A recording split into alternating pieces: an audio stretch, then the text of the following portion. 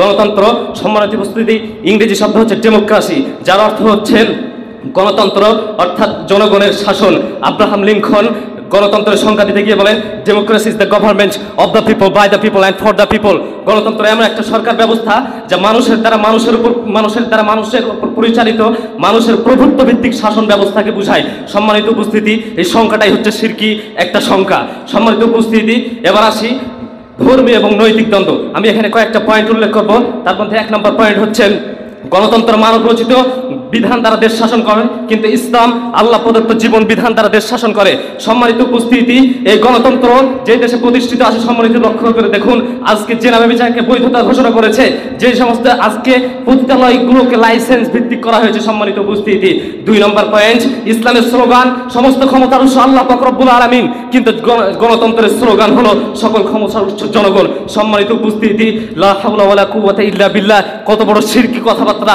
এটা কেউ যদি মুখে উচ্চারণ করে বা অন্তরে বিশ্বাস করে তার কখনো ঈমান থাকতে পারে না। সম্মানিত উপস্থিতি, 3 নম্বর পয়েন্ট, গণতন্ত্র অধিকাংশ রায়কে অগ্রগণ্য হিসেবে গ্রহণ করে থাকে, কিন্তু সংখ্যা যারা সংখ্যায় কম আছে, সত্য হলেও সেটাকে গ্রহণ করা হয়ে থাকে না।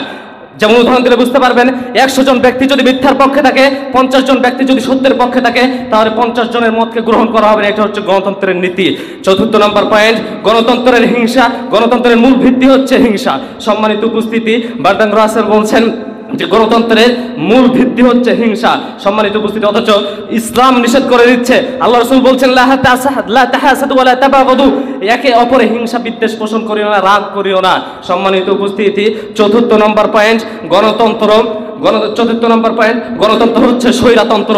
সম্মানিত উপস্থিতি, রাষ্ট্রবিজ্ঞানী টকভেরি অমুসলিম হওয়া সত্ত্বেও তিনি স্বীকার করেন যে তিনি বলছেন most danger is the tyranny of the majority. গণতন্ত্রের প্রধান সমস্যা হলো সংখ্যাগুলো স্বৈরাচার। অথচ ইসলাম জুলুম করতে নিষেধ করে দিয়ে হাদিসে কুদসির মধ্যে আল্লাহ পাক রব্বুল আলামিন ঘোষণা করছেন, আল্লাহ বলছেন, ইয়া ইবাদি ইন্নী হারামতু যুলমা আলা নাফসি ওয়া জাআলতুহু বাইনাকুম মুহাররামান, হে আমার বান্দারা শুনো, জুলুমকে আমার জন্য হারাম করে দিয়েছি এবং তোমাদের উপর জুলুমকে হারাম করে দিয়েছি।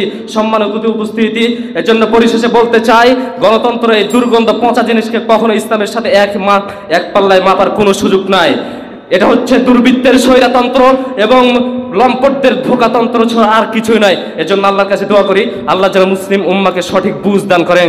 আল্লাহুম্মা আমিন। ওয়া সাল্লাল্লাহু আলা নবিয়িনা মুহাম্মদ। আসসালামু আলাইকুম ওয়া রাহমাতুল্লাহ।